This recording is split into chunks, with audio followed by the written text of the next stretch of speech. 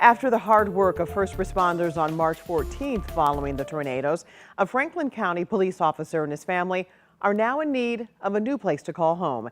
Annie Krall hears about how their house was wrecked after living there for only 10 days.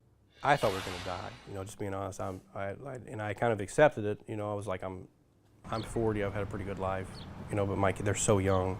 So my instinct was just to protect them the best I could. A little bit before 9 p.m. on March 14th, Pacific police officer Gary Watson and his family remember what they heard outside their door in Villa Ridge. The trees, I'm talking full grown, it's kind of a wooded area up there, and they were just snapping. The windows of this house on London Court are still blown out 2 weeks after the storm came through. Officer Watson telling us about how his family was terrified that night. And as I'm trying to shut the door to the bathroom, the front of the house it just gets ripped off, right? It's just, and it tries sucking me out. I'm holding onto the door down there. If we'd still been on that pad, we were gone. Luckily, we're like 5 feet from death. So my dad said, if there is any warning or anything, I'll get like a siren on my phone.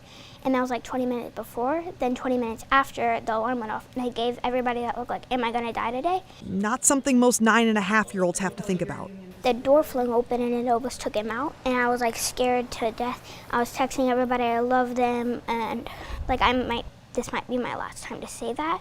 We were in the bathroom, like me and Ren were crying really hard. Finally going outside to get under better shelter before a second wave. And I told the kids, I'm like, stay behind me, take my every step. I'm gonna have my flashlight out. If I go down, I probably got electrocuted, don't step there, okay?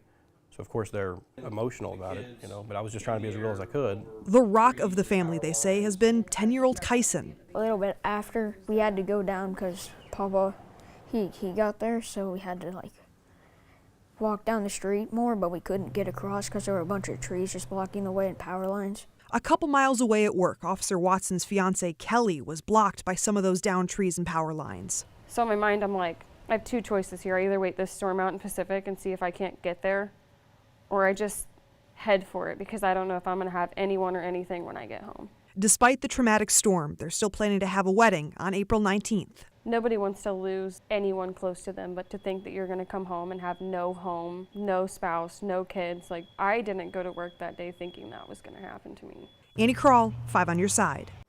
If you would like to donate to Officer Watson's family as they rebuild, you can find a link to their GoFundMe in the As Seen on TV section of KSDK.com. You can also find the officer's email there if you're able to help them find a 4-bedroom home to move into.